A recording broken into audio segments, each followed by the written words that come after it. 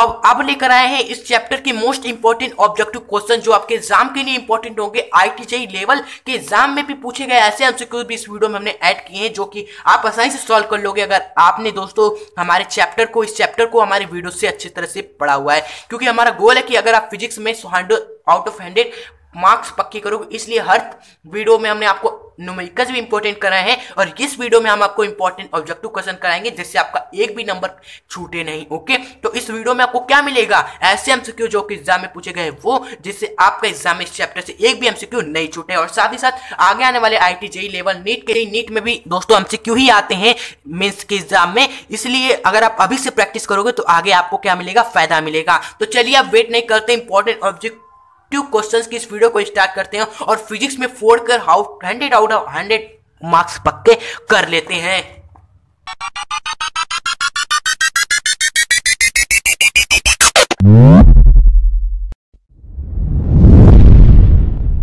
तो स्टूडेंट सबसे पहले आपको कुछ ओवरव्यू देना चाहते हैं कि कौन कौन से फॉर्मूले जो हम करेंगे ऑब्जेक्टिव क्वेश्चन उसमें यूज होने वाले हैं, जिससे आपको समझ में आए उस फॉर्मूले का यूज कर हम आंसर निकाले तो आपको समझ में आए कि कौन सा फॉर्मूला आपने यूज किया है। तो पहला तो है कार्य ऊर्जा शक्ति में कार्य से संबंधित जो फॉर्मूले है, जैसे कार्य अगर हमारा बल हमारा नियत होता है, फिक्स होता है, तो सिंपली हम वर्क कैसे निकाल लेते हैं?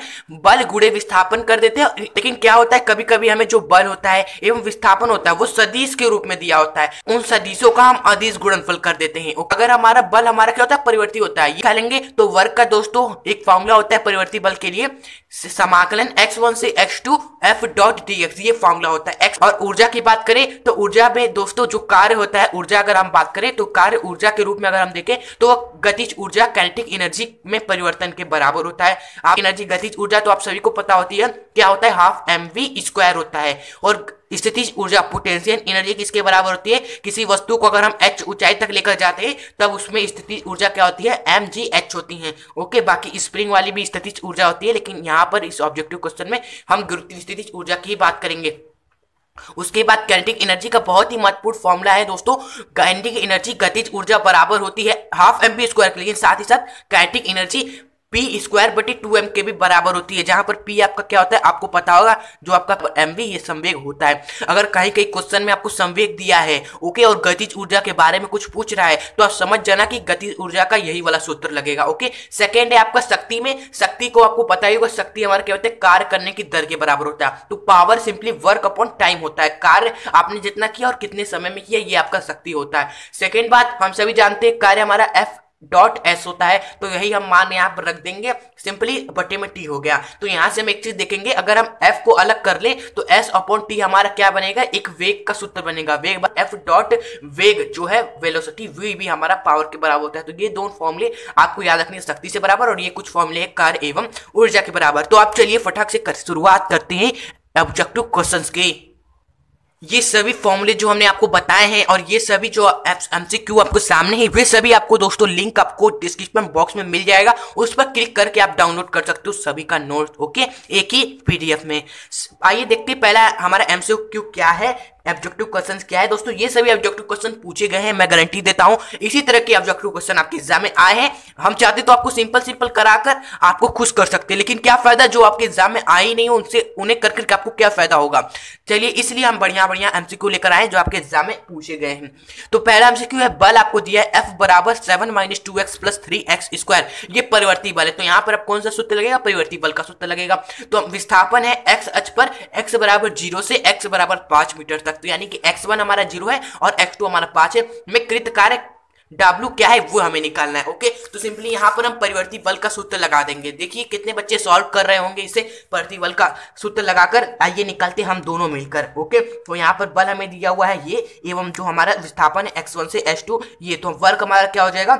x1 से x2 तक बल डॉट dx करेंगे। ओके, तो आइए देखते हैं यहाँ पर x1 से x2 हमारा क्या है? x1 हमारा 0 है एवं x2 हमारा क्या है? 5 है, तो ये हमने रख दिया। बल हमारा क्या है? देखिए 7 माइनस का 2x प्लस का 3x स्क्वायर है और डॉट dx के सापेक्ष हम समाकलन करेंगे और आराम से हम निकाल लेते कार्य क्या होगा। यहाँ पर आप देखेंगे तीन चीजें हैं, यहाँ पर तीन चीजें हैं तो जो dx है तीनों में अलग अलग टूट जाएगा। तो पहला हमारा 7 के साथ आ जाएगा dx, तो 0 से 5 तक पहले हमारा 7 के साथ आ जाएगा यहाँ पर dx।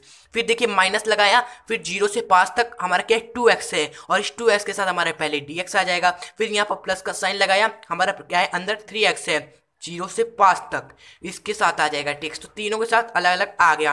फिर समाकलन करेंगे, समाकलन में क्या होता है जो पावर n होता है, किसी भी x की पावर n का समाकलन करते हैं dx के सापेक्ष, तो जो हमारा पावर होता है उसमें आप एक जोड़ के लिख देंगे। अगर पावर आपका 1 है तो एक जोड़ के आप लिख दोगे यहाँ पर 2 और यही सेम चीज नीचे उतार दोगे। सिंपल यही होता है हमारा समाकलन। और बाकी कांस्टेंट चीज जैसे 1 2 3 4 5 से 7 तक अनंत तक, ये सभी चीजें आपकी बाहर आ जाती हैं, क्योंकि भाई ये सभी चीजें हमारी नियत होती है। तो 7 है, 2 है, 3 है, तो ये आपका बाहर आ जाएगा। तो पहले आप 7 बाहर आ जाएगा, 0 से 5 तक केवल आपका dx अंदर रहेगा, माइनस का आपका क्या होगा 0 से 5 तक जो आपका 2 है वो बाहर आ जाएगा, x dx अंदर रहेगा, प्लस का जो 3 है वो बाहर आ जाएगा। 0 से 5 तक हमारा आपका क्या होगा यहाँ पर x स्क्वायर है, इसका आपका dx के सापेक्ष अवकलन होगा। ओके, बाकी ये सभी चीजें क्या होती है गुणा में होती है, यहाँ पर गुणा में चलती रहेंगी जब तक पूरा समाकलन नहीं हो जाएगा। ओके फ्रेंड्स, तो यहाँ पर अब क्या करते हैं समाकलन करते हैं। तो सबसे पहले dx का समाकलन क्या होगा, यहाँ पर केवल x था तो उसका हमने कर दिया, लेकिन dx केवल होता है या dx होता है या dy हो गया या dz हो गया आपका, इन सभी का समाकलन आपका क्या होता है dx का x हो जाएगा, यहाँ पर dy का आपका केवल y हो जाता है, dz का आपका z होता है, यानी जो अंदर होता है d के साथ वही हो जाता है। तो यहाँ पर dx का क्या हो जाएगा, यहाँ पर 7 तो हमारा गुणा में रहेगा, ब्रैकेट में हमारा x हो जाएगा यही 0 से 5 तक, माइनस का 2 हमारा गुणे में x का पावर क्या है 1 है, तो इसका समाकलन करेंगे। 1 में हम क्या जोड़ देंगे 1 जोड़ेंगे, तो 1 में जब आप 1 जोड़ोगे तो x का स्क्वायर हो जाएगा। यहाँ पर 1 में जैसे ही आपने 1 जोड़ा तो यहाँ पर x का स्क्वायर हो गया और यही 2 आपको क्या कर देना है, जो स्क्वायर में 2 है वह नीचे लिख देना है। तो ये आपका समाकलन हो गया। बाकी आप लिमिट लगा दीजिए, यहाँ पर लिमिट आपका क्या है 0 से 5 तक होता है, प्लस का साइन लगाया, 3 गुणे में है, यहाँ पर अब क्या है दोस्तों 3 का स्क्वायर है, तो अब हम दोस्तों क्या करेंगे, इस 2 में हम क्या करेंगे एक जोड़ के लिखेंगे। 2 में आप एक जोड़ोगे तो क्या हो जाएगा 2 की जगह 3 हो जाएगा, तो s का क्यूब हो जाएगा और यही 3 आपको नीचे लिख देना है। बाकी जो लिमिट है इस तरह आप लगा देंगे 0 से 5 तक। इसको सॉल्व कर लीजिए। आप क्या किया जाता है फ्रेंड्स, अब हम क्या करते हैं लिमिट का मान रखते हैं। पहले हम अपर लिमिट का मान रखेंगे, फिर लोअर लिमिट का मान रखेंगे, फिर घटा देंगे। ओके, तो यहाँ पर 7 हमारे गुणे में है, लोअर लिमिट हमारा अपर लिमिट हमारा 5 है, ऊपर वाला जो होता है उसको अपर लिमिट बोलते हैं। तो s की जगह हमने क्या रखा यहाँ पर 5 रखा, तो 5 रख दिया यहाँ पर। फिर हम घटा देते हैं लोअर लिमिट जो नीचे रखा है उसका मान रखकर, तो s की जगह 0 रखेंगे, ये हो गया। फिर माइनस का 2, इसी तरह यहाँ पर x की जगह हम 5 रखेंगे पहले अपर लिमिट का मान, तो यहाँ पर क्या हो जाएगा 5 का स्क्वायर बटे में 2 हो जाएगा। फिर घटा देंगे s की जगह 0 रखकर, यानी कि 0 का स्क्वायर बटे में 2 यही चलेगा, प्लस 3। अब यहाँ पर क्यूब वाला चीजें हैं, तो क्यूब में भी पहले 5 का रखेंगे, 5 का क्यूब बटे 3 होगा और माइनस कर देंगे 0 का क्यूब, पहले लोअर लिमिट रखेंगे अब उसका बटे में 3। ये हो गया आपका लोअर लिमिट, अपर लिमिट रख दिया आपने, बस इसको सॉल्व कीजिए आंसर आ जाएगा आपका। तो 0 वाले टर्म तो आपके कट जाएंगे, ये भी 0 है, ये भी कट जाएगा, ये भी कट जाएगा, केवल आप 5 7 का गुणा 5 में होगा यानी कि 35 आएगा। माइनस का यहाँ पर क्या होगा 2 से आप क्या है 2 काट दोगे, हाँ सर काट देंगे, होगा कि केवल 5 का स्क्वायर 25 बचेगा, प्लस यहाँ पर भी 3 से आप 3 काट दोगे, क्या होगा 5 का क्यूब यानी कि 125 बचेगा। सिंपली क्या हुआ 35 में से 25 गया 10 आया, प्लस का 125 यानी कि आपका क्या हुआ 135 निकल कर आए, यही आपका जूल में कार्य होगा। ऑप्शन लगा दोगे आप यहाँ पर, आपका आंसर आ जाएगा यहाँ पर 135 joule, C option. Okay, second question देखते हैं। यदि एक वस्तु पर F बल लगने पर 1 मीटर विस्थापित होती है तो कृत कार्य है। ओके, तो आप सभी जानते हो वर्क हमारा क्या होता है, अगर बल हमारा नियत होता है, यहाँ पर नियति बल लग रहा है। ओके, तो यहाँ पर F डॉट एस हो जाता है यहाँ पर। ओके, यहाँ पर थीटा वगैरह दिया नहीं है तो इसलिए केवल F dot D S S लेंगे। ओके, तो F बल हमने लगाया, चलिए F हमारा ये है और विस्थापन कितना हुआ है 1 मीटर का, तो सिंपली हमारा F गुणे 1 नहीं हो जाएगा और ये किसके बराबर हो जाएगा F के बराबर हो जाएगा। तो यहाँ पर आप कौन सा ऑप्शन टिक मारेंगे, जी हाँ यहाँ पर जो आपका आंसर दोस्तों सही होगा वो ऑप्शन नंबर क्या होगा बी होगा। कितने लोग FS टिक किए होंगे, लेकिन नहीं, यहाँ पर विस्थापन दिया है, विस्थापन का मान रख के गुणा करेंगे तो आपका F ही आएगा कृत कार्य। तीसरा एमसीक्यू देखिए, पढ़िए आप सभी मिलकर, क्या है घर्षण बल द्वारा किया गया कार्य होता है। घर्षण बल द्वारा किया गया कार्य होता है, पॉजिटिव होता है, निगेटिव होता है, जीरो होता है, नॉन होता है। तो हम सभी जानते हैं भाई बल लग रहा है तो कार्य तो होगा, जीरो तो होगा नहीं। अब पता करना है कि वो पॉजिटिव होगा कि निगेटिव होगा। तो ये कैसे पता करेंगे, मान लीजिए कोई वस्तु है, हम सोचते हैं कि कैसे घर्षण बल लग रहा होगा फोर्स। अगर हम इस वस्तु को क्या करें, इधर की ओर आगे बढ़ा, इधर की ओर आगे हमने किया, जैसे ही हम वस्तु को आगे की ओर क्या करेंगे, विस्थापित करेंगे। मान लीजिए वस्तु को हमने ऐसे ऐसे ऐसे करके यहां तक क्या किया, विस्थापन कर दिया। ओके, तो हम सभी जानते हो जब हम इसको विस्थापन करेंगे तो इसका विरोध करते हुए घर्षण बल हमेशा पीछे लगता है, तो फ्रिक्शन हमारा क्या लगेगा, इधर पीछे की ओर लगेगा। ओके, तो आप समझ गए होंगे कि यहाँ पर घर्षण बल द्वारा क्या कार्य निगेटिव होता है। कैसे सर आपने बता दिया, देखिए फ्रिक्शन आपका क्या लग रहा है, पीछे लग रहा है, एवं विस्थापन आप क्या कर रहे हैं, आगे कर रहे हैं, तो आपका कार्य क्या होता है, बल गुणे जो बल आपका लग रहा है वो घर्षण बल है F, एवं विस्थापन आप कर रहे हैं S, एवं यहाँ पर cos थीटा, अगर आप देखें थीटा आपका क्या है, यहाँ पर देखिए विस्थापन इधर, फ्रिक्शन इधर, तो थीटा कौन सा बन रहा है, यहाँ पर 180 डिग्री बन रहा है, तो यहाँ पर cos 180 डिग्री। तो सिंपली आप देखोगे ये 180 डिग्री का मान क्या होता है, माइनस का 1 होता है, सिंपली यहाँ पर माइनस का FS हो जाएगा। तो घर्षण बल द्वारा किए गए कार्य क्या आया, माइनस में आया, तो यहाँ पर ऑप्शन नंबर बी हमने टिक किया। आई होप आपको समझ में आ गया होगा। चौथा एमसीक्यू देखिए, अपने सिर पर 20 किलो बक्सा उठाए कोई कूली 36 प्लेटफॉर्म पर 50 मीटर चलता है। ओके, गुरुत्वीय बल के विरुद्ध किया गया कार्य होगा। देखिए आइए हम निकालते हैं।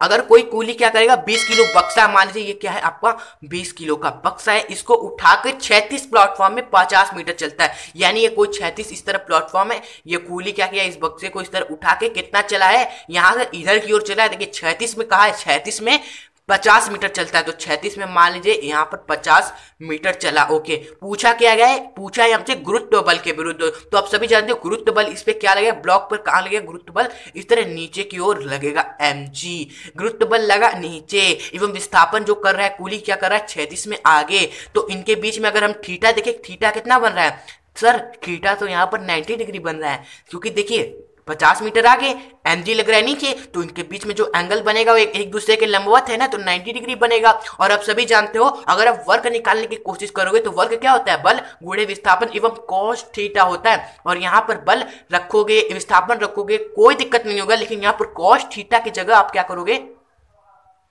90 डिग्री जैसे ही रख दोगे। तो आपको पढ़ा, अगर आपने पढ़ा होगा तो आप सभी को पता है cos 90 डिग्री का मान क्या होता है, 0 होता है। तो जैसे ही 0 का मल्टीप्लाई इस सभी में करोगे तो पूरा गुरुत्व बल द्वारा किया गया कार्य आपका क्या हो जाएगा, 0। तो यहाँ पर आपका आंसर क्या टिक करोगे, 0 आएगा, इस गुरुत्व बल के विरुद्ध किया गया कार्य। ओके, आइए आगे बढ़ते हैं एवं पांचवा एमसीक्यू देखते हैं। पांचवा एमसीक्यू, शक्ति या सामर्थ्य का विमी सूत्र होता है। तो यहाँ पर आपको विमी सूत्र निकालने का आपको एक आसान तरीका बता देते हैं। आपको कैसा भी विमी सूत्र पूछा गया हो, आप हमेशा क्या याद रखो, बल का विमी सूत्र याद रखो। आपको पता होगा जो बल का विमी सूत्र क्या होता है, बल का होता है सर, आपको नहीं याद है तो याद देखिए m/L(T)⁻⁻2 होता है बल का। ओके, तो हम अगर हमें बल का पता है तो हम अधिकतर भौतिक राशियों का विमी सूत्र निकाल लेंगे यूं ही। तो आपको पता है शक्ति का जो पावर का हमने सूत्र आपको क्या बताया, वर्क अपॉन में टाइम होता है, और वर्क का फॉर्मूला क्या होता है, बल गुणे विस्थापन बटे ये होता है। तो हमने रख दिया यहाँ पर, बल का हमें पता है विमी सूत्र क्या है, m/L(T)⁻2 है, और समय का क्या होता है, यहाँ पर t होता है, एवं जो यहाँ पर विस्थापन हुआ है उसका क्या होता है, विस्थापन का L होता है। तो बस इसका रखेंगे तो आप देखोगे m आपका वैसे ही रहेगा, यहाँ पर L हमारा यहाँ पर 2 बार है, तो यहाँ पर L का स्क्वायर हो जाएगा, और यहाँ पर t⁻⁻2 है। जब इसको भी ऊपर लेकर जाएंगे तो ये क्या हो जाएगा, +1 है नीचे, ये भी ऊपर -1 हो जाएगा, तो यहाँ पर -1 एवं यहाँ पर तब ये -1 एवं -2 क्या हो जाएगा, t⁻³ हो जाएगा। तो यहाँ पर mL2 t⁻³ option number A आप टिक मार देंगे, आपका आंसर हो जाएगा। ओके फ्रेंड्स, आइए आगे बढ़ते हैं। छठवां एमसीक्यू है, एक अश्व शक्ति तुल्य होती है। एक अश्व शक्ति आपको याद होना चाहिए किसके तुल्य होती है, 746 वाट की होती है तुल्य, याद रख लीजिए इसका मान। ओके, आगे बढ़ते हैं। सातवां है, यदि 2500 जूल कार्य करने में किसी मशीन को 5 सेकेंड लगते हैं तो शक्ति होगी। देखिए हम आसानी से शक्ति की गणना कर सकते हैं। यहाँ पर हमें दिया हुआ है 2500 जूल, यानी कि वर्क कितना हो रहा है, यहाँ पर 2500 जूल हो रहा है। चलिए ठीक है, और मशीन कितना समय ले रही है, यहाँ पर समय कितना ले रही है, 5 सेकेंड का समय ले रही है। चलिए ठीक है, हमसे पूछा है पावर, तो हम सभी जानते हैं पावर क्या होगा, वर्क अपॉन में टाइम होगा। तो वर्क हुआ है यहाँ पर 2500 एवं टाइम कितना लगा है, 5 सेकेंड, तो यहाँ पर 5 से कितना बार में गया, यहाँ पर 500 हुआ। और ये क्या होता है, वाट में इसका मात्रक होता है पावर का, तो 500 वाट आपका क्या होगा, इसका आंसर हो जाएगा। कहाँ लिखा है, ऑप्शन नंबर बी, जी हाँ ये हो जाएगा आपका आंसर। 8वां एमसीक्यू है यहाँ पर, एक द्रव्यमान m को गुरुत्वाकर्षण क्षेत्र में a से b तक तीन विभिन्न मार्गों से ले जाया जाता है वह कार्य W1 W2 व W3 करना पड़ता है। W1 W2 और W3 में सही संबंध है। ओके, तो ये देखिए आप समझ रहे हो, गुरुत्वाकर्षण क्षेत्र में यहाँ पर A से B तक लेकर जाया जा रहा है द्रव्यमान M को। आपका कोई द्रव्यमान M है, यहाँ पर द्रव्यमान M, इसको हम A से B तक लेकर जा रहे हैं। ओके, और कौन से क्षेत्र में लेकर जा रहे हैं? गुरुत्वाकर्षण के क्षेत्र पे। यानी कि अगर हम लेके जाएंगे तो इस पे हमेशा कौन सा बल लगेगा? mg बल लगेगा। ओके, तो यहाँ पर पूछा गया इस mg बल द्वारा किया गया कार्य हमें दिया हुआ है W1 हुआ है। जब हम क्या किए, इसको तीन विभिन्न मार्ग से ले गए। पहला मार्ग यहाँ पर दिखाया गया है A है, ये हमारा बिंदु है। पहला मार्ग इस तरह लेकर गए M को द्रव्यमान को, दूसरी बार में इस तरह लेकर गए, तीसरी बार में इस तरह घुमा कर लेकर गए, और इस पे जो बल लग रहा है mg, उसके द्वारा किया गया कार्य W1 W2 एवं W3 है। तो W1 W2 एवं W3 में सही संबंध है। यहाँ पर ऑप्शन में देखकर बताइए क्या है। तो कितने बच्चों को ये सवाल देखकर, क्वेश्चन देखकर बहुत ही कंफ्यूज हो गए होंगे कि कैसे यहाँ पर हम संबंध बताए सही है। ओके, लेकिन अगर जो बच्चे हमसे पढ़े हुए हैं उनको पता है कि जो गुरुत्वाकर्षण बल के क्षेत्र में जो बल लगता है वो mg होता है, और इसी mg द्वारा किया गया कार्य हमें दिया हुआ है जब हम तीन जगह से लेकर गए हैं इस वस्तु को। चलिए ठीक है, और इनको देखकर ये समझ गए होंगे कि जो mg बल होता है वो कौन सा बल होता है? संरक्षी बल होता है। और संरक्षी बल कभी भी हमारा दोस्तों इस मार्ग पर डिपेंड नहीं करता है, उस मार्ग पर डिपेंड नहीं करता है। mg बल द्वारा किया गया कार्य हमेशा बराबर होता है, चाहे आप उसे इधर से लेकर जाओ, चाहे इधर से लेकर जाओ, चाहे इधर से लेकर जाओ, वह मार्ग पर डिपेंड, पथ पर बिल्कुल भी निर्भर नहीं करता है। यानी कि आप किसी भी मार्ग से लेकर जाओ, चाहे इधर से लेकर जाओ, इधर से लेकर जाओ, इधर से लेकर जाओ, या इधर घुमा के लेकर जाओ अभी तक, लेकिन हमेशा mg द्वारा किया गया कार्य बराबर होता है। यहाँ पर W1 W2 एवं W3 आपके बराबर होंगे। लेकर जाओ कार्य आपका क्या होगा? mg द्वारा किया गया कार्य वो हमेशा बराबर होगा हर जगह से। और आपको बता दें ये आपका क्या है? IIT का क्वेश्चन है। देखिए अगर आपने हमसे पढ़ा हुआ है, कॉन्सेप्ट को समझा हुआ है, तो आप बता दिए होंगे IIT लेवल के भी क्वेश्चन को यू ऐसे ही। ओके, और अगर वीडियो अच्छी लगी हो तो प्लीज लाइक भी जरूर कर दिया कीजिएगा, और सब्सक्राइब करके बेल नोटिफिकेशन आइकन क्लिक करके ऑल जरूर कर ले, जिससे ऐसी वीडियोस आपको मिलती रहे। आइए देखते हैं 9वां MCQ। चित्र में द्रव्यमान M को बिंदु A से B तक ले जाने में गुरुत्व बल द्वारा किया गया कार्य है। यहाँ पर वस्तु को क्या किया जा रहा है? A से B तक लेकर जाया जा रहा है, यहाँ से लेकर यहाँ तक लेकर जाया, और पूछा क्या है? गुरुत्व बल द्वारा किया गया कार्य। गुरुत्व बल बोले तो mg द्वारा किया गया कार्य। और आपको पता है, अभी हमने बताया mg हमारा क्या एक संरक्षी बल है, उसको कहीं से भी लेके जाओ, ऐसे घुमा कर लेके जाओ अभी तक, या ऐसे सीधे लेके जाओ अभी तक, या इधर पूरा ब्रह्मांड से घुमा के लेके जाओ अभी तक, हमेशा वो क्या करेगा? केवल प्रारंभिक स्थिति एवं अंतिम स्थिति पर निर्भर करेगा। यानी अगर वस्तु का प्रारंभिक स्थिति क्या था? A बिंदु पर इस तरह था, एवं अंतिम स्थिति क्या है? जब B पर पहुंच गया तो यहाँ पर है। तो कितना ऊंचाई लेकर गया? mg द्वारा किया गया कार्य में केवल ऊंचाई देखते हैं, तो कितने ऊंचाई पर हम लेकर गए? यहाँ पर, यहाँ से लेकर यहाँ तक किसके बराबर है? इस त्रिज्या के ना बराबर है। यहाँ से यहाँ तक किसके बराबर है? यहाँ पर त्रिज्या r के, यानी कि r हम क्या किए? डिस्टेंस तय किए। ओके, जब हमने विस्थापन क्या किया?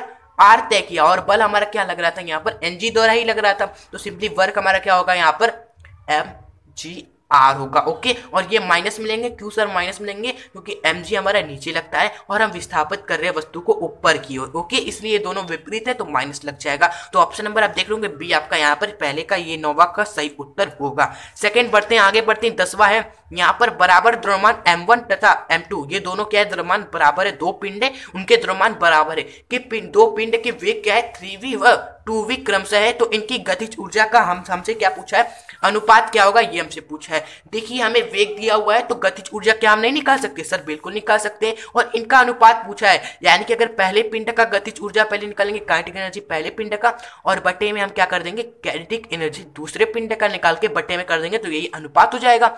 अगर हम पहले पिंड का काइनेटिक एनर्जी देखे, गतिज ऊर्जा देखे पहले पिंड का, तो क्या होगा? हाफ होगा, m होगा, और v वेग, इसके वेग का स्क्वायर। वेग इसका क्या है? पहले पिंड का वेग क्या है? 3v है, तो यहाँ पर आप क्या रखोगे? 3v का स्क्वायर। दूसरे पिंड का क्या होगा? उसी तरह होगा हाफ m2, इसका वेग क्या है? 2v है, इसलिए यहाँ पर 2v का स्क्वायर। आगे पढ़ेंगे, यहाँ पर देखेंगे दोनों का द्रव्यमान समान है, इसलिए m भी कट जाएगा, हाफ भी कट जाएगा, यानी 3v का स्क्वायर यानी कि 9v स्क्वायर, 2v का स्क्वायर यानी कि 4v square. Simply v square से v स्क्वायर भी कटा, यानी कि 9 आपका क्या? 4 आया। यही आया ना, बटे को अनुपात में इस तरह दिखाते हैं। 9:4 आपका क्या होगा? आंसर होगा ऑप्शन नंबर ए, आप टिक करोगे। ओके, आगे बढ़ते हैं। 11वां MCQ हमारा क्या है? यदि किसी पिंड का संवेग दोगुना कर दिया जाए तो उसकी गतिज ऊर्जा में प्रतिशत वृद्धि क्या होगी। इसी तरह सेम क्वेश्चन एक यहाँ पर भी है, ये क्वेश्चन पूछा गया आपके एग्जाम में 14वां। यहाँ पर देखेंगे किसी वस्तु का संवेग को तिगुना करने पर उसकी गतिज ऊर्जा हो जाएगी। इस तरह के क्वेश्चन आपके एग्जाम में, इस तरह की ऑब्जेक्टिव क्वेश्चन एग्जाम में कई बार आए हैं। इस तरह हम आपको ट्रिक बता दें कैसे यहाँ पर इस तरह के क्वेश्चन को हैंडल करना है, तुरंत आंसर आएगा। आपको क्या कहा है कि पिंड की संवेग को हमने दुगना कर दिया है। ओके ठीक है, तो हमसे पूछा है गतिज ऊर्जा में प्रतिशत वृद्धि क्या होगी। ओके, तो ये हमें निकाल। तो इस तरह की क्वेश्चन का ट्रिक सिंपली आपको हम दे रहे हैं, क्या जब भी आएगा इस तरफ आप कर दीजिएगा सॉल्व आसानी से। अगर आपकी गति आपको दिया हुआ है कि संवेग आपका दोगुना हो रहा है, तिगुना हो रहा है, चार गुना हो रहा है, कोई बात नहीं है। अगर आपसे पूछा है कि गतिज ऊर्जा में वृद्धि कितनी हो रही है, ओके, तो आप क्या करोगे कि जो आपको दिया हुआ है पी का दुगुना हो रहा है, तिगुना हो रहा है, उसका स्क्वायर कर दोगे, यही आपकी काइनेटिक एनर्जी होगी, यानी कि गतिज ऊर्जा हो जाएगी। तो अगर हमें दिया हुआ संवेग आपका दोगुना हो रहा है तो जो काइनेटिक एनर्जी क्या होगी यहाँ पर 2 का स्क्वायर यानी कि 4 गुना हो जाएगी सिंपली। अगर गतिज ऊर्जा आपकी, अगर आपका संवेग दुगुना होगा तो दुगुना का 2 का स्क्वायर 4 गुना हो जाएगा हमारी गतिज ऊर्जा, यानी गतिज ऊर्जा पहले 1 थी तो 4 गुना होके क्या हो जाएगी, 4 हो जाएगी। ओके, कितना वृद्धि हुई यहाँ पर, वृद्धि कितना हो रही है यहाँ पर फ्रेंड्स, आप देखोगे सर 1 से 4 हो गई तो यानी कि 3 की वृद्धि हुई। पहले क्या था, 1 था तो बट्टे में 1 आ जाएगा, प्रतिशत निकालना है तो 100 से गुणा करेंगे, यानी कि 300% आपका क्या वृद्धि हो जाएगा गतिज ऊर्जा में। Option number C. यहाँ पर पहले हमने वृद्धि देख लिया, गतिज ऊर्जा क्या हो गई, जो हमारा संवेग हो गया उसका स्क्वायर हो गई, यानी कि 4 गुना हो गई, 1 से 4 हो गई, कितना वृद्धि हुआ 3। पहला प्रारंभिक जो मान था बट्टे में गति ऊर्जा का 1 था, बट्टे में 1 लिखा, गुणा कर दिया 100 से तो प्रतिशत में आ गया वृद्धि। ओके, तो प्रतिशत में निकालना आपको आया होगा, कैसे निकाला जाता है। पहले हम वृद्धि लिख देते हैं सबसे ऊपर, फिर बट्टे में जो प्रारंभिक मान होता है वो लिख देते हैं और गुणा कर देते हैं 100 से। वही हमने किया, वृद्धि हमारा 3 हो रहा था और पहले जो मान था 1 गुणा कर दिया 100 से, 300% आंसर आ गया। इसी तरह यहाँ पर ये वाला क्वेश्चन भी कर देते हैं, इसी से संबंधित है। कहा है यदि किसी वस्तु का संवेग हमारा 3 गुना हो रहा है तो उसकी गति ऊर्जा हो जाएगी। देखिए, अगर संवेग आपका 3 गुना हो रहा है तो गति ऊर्जा क्या हो जाएगी, संवेग का स्क्वायर हो जाएगी, यानी कि 3 का स्क्वायर 9 गुना हो जाएगी संवेग। तो आंसर आप क्या टिक करोगे, यहाँ पर ए ऑप्शन टिक करोगे बिल्कुल आसानी से। 11वां की 12वां हमारा बल है एफ, हमारा ये है सदिश के रूप में दिया हुआ है। तो यहाँ पर अगर हम और किसी वस्तु में जो विस्थापन है वह सदिश, ये भी सदिश के रूप में दिया हुआ है, लाता है तो कृत कार्य होगा। तो वर्क हम सिंपली यहाँ पर कैसे निकालेंगे, सदिश, तो इसका हम क्या करेंगे, जब दो बल एवं हमारा क्या होता है विस्थापन सदिश के रूप में दिया होता है तो इनका हम क्या कर देते हैं, अदिश गुणनफल कर देते हैं, यानी जो बल है इसका गुणा कर देंगे हम इस विस्थापन से, और कौन सा गुणा करेंगे, अदिश गुणा करेंगे। तो अदिश गुणा तो करना बहुत आसान होता है, कैसे किया जाता है, यहाँ पर i के साथ 3 है प्लस का, यहाँ पर i के साथ प्लस का 2 है, तो पहले आप क्या करोगे 3 गुणे 2 करोगे, दोनों प्लस का है प्लस लगा दोगे, फिर जोड़ोगे, यहाँ पर j के साथ क्या है माइनस का 2 है,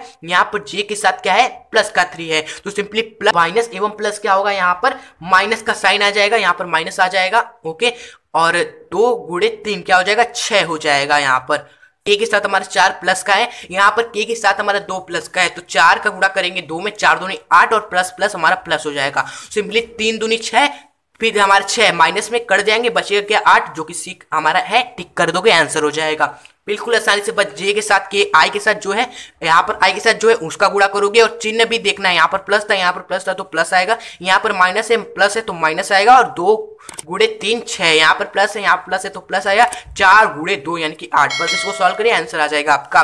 13वां एमसीक्यू है, एक बिजली की मोटर एक उठाने वाली केबल में 4500 न्यूटन का तनाव है और इसे 2 मीटर प्रति सेकंड की दर से लपेटती है तो मोटर की शक्ति है। ओके, तो यहाँ पर हम शक्ति का कौन सा फॉर्मूला लगा के आंसर लेकर आएंगे। देखिए यहाँ पर आपको दिया हुआ है क्या, बल दिया हुआ है, तनाव आपका क्या है न्यूटन में, आपको क्या दिया हुआ है, बल दिया हुआ है, कितना है यहाँ पर 4500 न्यूटन, और दिया हुआ है वेग। देखिए वेग ही नहीं दिया हुआ, 2 मीटर प्रति सेकंड की दर से लपेटती है तो वेग आपका क्या है 2 मीटर प्रति सेकंड है। तो आप समझ लोगे कि पावर हम कैसे निकालेंगे, इन दोनों का गुणा करके, क्योंकि पावर हमारा एफ वी भी होता है। तो जब हम 4500 में 2 का गुणा करेंगे तो हमारा क्या हो जाएगा 9000 आएगा, ये वाट में आएगा। लेकिन हमारा कहाँ, कहीं हमें 9000 वाट नहीं दिया, ये तो 9000 हमारा किलो वाट है, तो इसको आप भूल से टिक मत करिएगा। तो हम क्या करेंगे, इसको हम किलो वाट में बदलना पड़ेगा, क्योंकि हर ऑप्शन में किलो वाट है। तो आप सभी जानते हो किलो वाट में कैसे बदलेंगे, इसको 1000 से डिवाइड कर देंगे। जैसे ही आप 9000 को 1000 से डिवाइड करोगे तो 9 आएगा किलोवाट में, जो कि ऑप्शन नंबर बी में दिख रहा है, यही आपका सही होगा। गलती से इसे टिक मत करिएगा, यहाँ पर किलोवाट लिखा है जबकि हमारा आंसर वाट में आया है। ओके, तो आपको मात्रक का भी खेल जानना है। 14वां एमसीक्यू है जो कि हमने कर लिया है। 15वां है, लास्ट है, कि एक तोप का गोला बीच में फट जाता है तब हमारा सही क्या होगा। जब तोप का गोला बीच में से फट जाएगा तो क्या संवेग बढ़ जाएगा, क्या संवेग घट जाएगा, क्या गतिज ऊर्जा बढ़ेगी, क्या गतिज ऊर्जा घटेगी। तो आप सभी जानते हो कि यहाँ पर जब तोप का गोला वोला या संगठन में हमने आपको पढ़ा रखा है कि जब भी कोई चीज अपने आप फटती है तो फटने का मतलब क्या, उसके अंदर में उसके जो अणु है वही आपस में बल लगा के फट जाते हैं, कोई बाहर से हम बल नहीं लगाते हैं। तो यहाँ पर संवेग ना घटेगा ना बढ़ेगा, नियत रहेगा, क्योंकि संवेग हमारा दोस्तों क्या होता है, अगर कोई भी ब्राह बल नहीं लगता है, वस्तु पर 0 होता है ब्राह बल, तो संवेग हमारा नियत होता है। तो यहाँ पर वस्तु जो है तोप का गोला अपने आप ही फट गया, अंदर ही अंदर बल लगा, यानी कि जो ये बल लगा तोप के गोलों के अंदर वो क्या था, अतः बल था, ब्राह बल नहीं था, इसलिए संवेग आपका क्या रहेगा, यहाँ पर नियत रहेगा। तो बढ़ेगा क्या, हमारा गतिज ऊर्जा बढ़ जाएगा, क्योंकि जैसे ही तोप का गोला फटेगा तो उसके जो पिंड है वो जो भी टुकड़ों में टूटेगा, तो जब भी फटेगा तो उनको कोई वेग मिलेगा। वह पहले रुका था तो उसको कोई वेग मिल जाएगा, कोई वेलोसिटी मिल जाएगा, और वेग जब मिल जाएगा तो गतिज ऊर्जा क्या होती है, हाफ एम वी स्क्वायर होती है। तो पहले 0 थी तो अब कोई वेग मिल गया तो हाफ एम वी स्क्वायर हो जाएगी, यानी बढ़ेगी। तो यही आपका ऑप्शन नंबर सी टिक करेंगे। ओके, तो ये हो गया दोस्तों महत्वपूर्ण एमसीक्यू जो हमने आपको करा दी। एक लास्ट एमसीक्यू है दोस्तों, यहाँ पर ये एमसीक्यू आपके सामने है। यदि किसी वस्तु का संवेग हमारा क्या होता है, 4 गुना हो जाता है, तो बताइए गतिज ऊर्जा हो जाएगी। ऑप्शन है यहाँ पर 9 गुनी, ऑप्शन बी आपका यहाँ पर 4 गुनी, ऑप्शन सी आपका यहाँ पर 16 गुनी, या ऑप्शन डी आपका 10 गुनी। तो ऑप्शन टिक करके जरूर बताइए कौन सा ऑप्शन सही है यहाँ पर कमेंट बॉक्स में। ओके, अब वीडियो करते हैं यहाँ पर इंडिया महत्वपूर्ण जितने भी सारे एमसीक्यू थे हमने आपको करा दिए, जो भी एग्जाम में पूछे गए थे हमने आपको करा दिए। आपको पता है नोट्स आपको मिलेगा डिस्क्रिप्शन बॉक्स में, जाकर जरूर डाउनलोड कीजिएगा। वीडियो अच्छे लगने पर प्लीज लाइक जरूर किया कीजिए, जिससे हमें भी आपसे मोटिवेशन मिलता रहे। और हाँ, चैनल को सब्सक्राइब जरूर किया कीजिए और बेल नोटिफिकेशन आइकन पर क्लिक करके ऑल जरूर करें, जिससे ऐसे वीडियोस अभी और भी आएंगी एग्जाम से रिलेटेड क्लास 11 12th फिजिक्स एवं केमिस्ट्री के आपको मिलती रहे फटाक से। ओके, तो अब मिलेंगे ऐसे ही नेक्स्ट धमाकेदार वीडियो के साथ, तब तक के लिए हंसते रहिए, खुश रहिए, फिजिक्स एवं केमिस्ट्री में फुल स्कोर करें। Good bye. ये है दोस्तों वीडियो के प्लेलिस्ट जिसमें हमने आपको सारे फिजिक्स के चैप्टर वाइज क्लास 11 के इंपॉर्टेंट ऑब्जेक्टिव क्वेश्चन कराए हैं, और यहाँ पर क्लास 11 केमिस्ट्री के इंपॉर्टेंट चैप्टर वाइज एमसीक्यू हमने कराए हुए हैं। तो आपको जो भी देखना है प्लेलिस्ट पे जाकर क्लिक कीजिए और चैप्टर वाइज इंपॉर्टेंट एमसीक्यू देखिए, और एग्जाम में एमसीक्यू एक भी नहीं छोड़िएगा, ये वादा करके जाइएगा।